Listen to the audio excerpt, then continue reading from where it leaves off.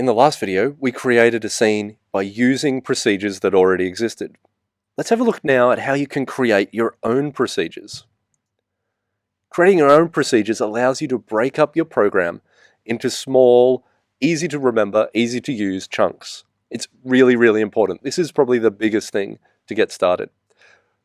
Remember that the computer itself is unintelligent, so we need lots of little instructions to do anything. How do we build more meaningful things? We group these little instructions together and package them into procedures. Those procedures can be used by other procedures, which can be used by other procedures, which can be used by other procedures. And as we go further up and up, we get further away from the really basic details into working with much more interesting and more capable things, like opening a window. Behind the scenes, that's actually really quite complicated. But for us, it was super simple. We just called open window. Now let's have a look at how we can extend into your own program, building procedures for yourself. Here's the syntax for a procedure declaration. We type void, we provide a name for our procedure, we put brackets, and then we provide a block, where the block is the same as before, a list of statements. Let's have a look at the code that we produced. So here's the code that we produced at the slightly extended code that we produced from the previous video. You should have got this out of the task sheet as well. What we've got here is the scene, or the code that draws the scene for the house on the hill.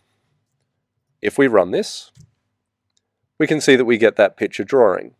So I get the triangle, the rectangle, the ellipse, and the white background. These are all encapsulated here.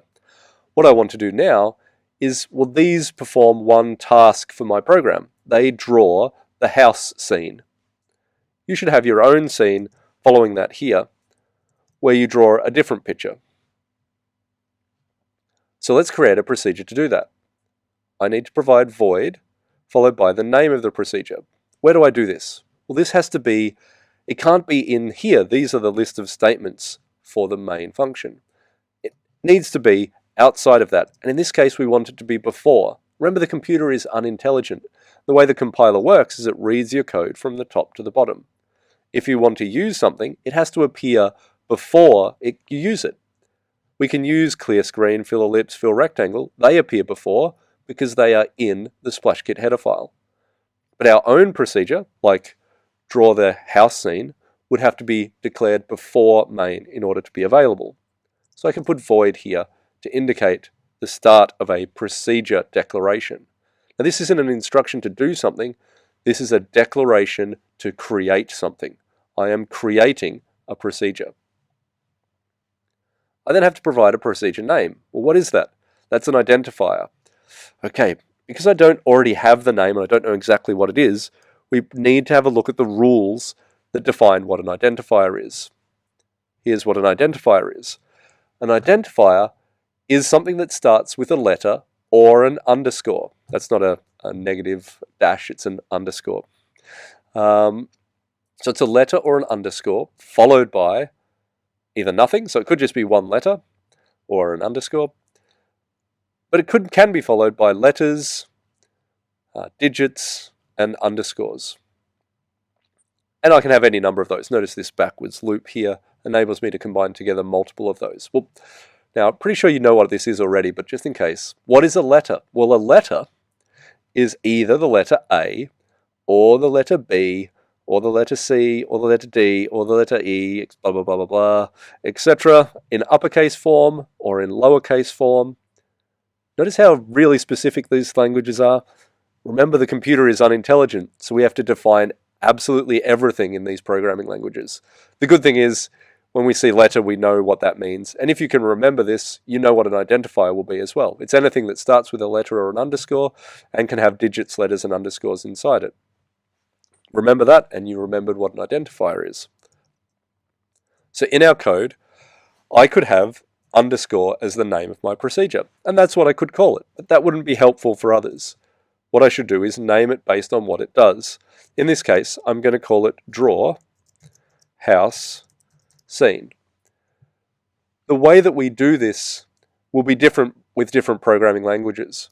We're using what's called snake case here. snake case, you have each word separated, each word separated by an underscore. So draw house scene with underscores between it.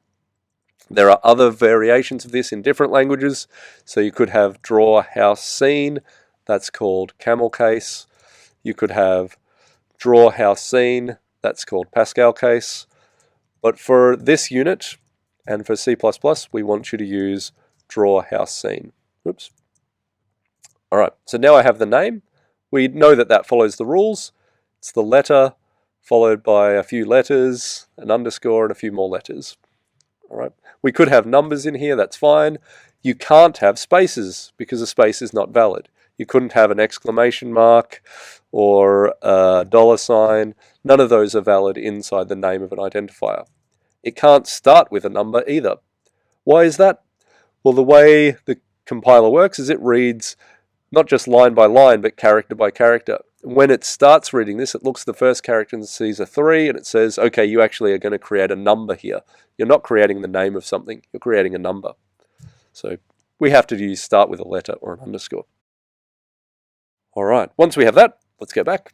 We have our valid identifier. We can put our brackets in. So the brackets go here, and we have a block. The block being this open brace and close brace. We could put those here, but it makes it harder to read. For this unit, we want you to put them on the following line, like that.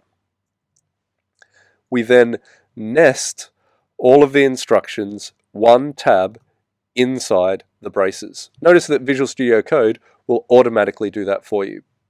We then have within this our list of statements. So in this case, we can quite simply take this list of statements, cut it from here, and paste it in there. Make sure that it is indented correctly. There we go. So all of these are the instructions inside draw house scene. Down here then, I can now call my draw house scene procedure in my own code. This here calls that, runs those instructions.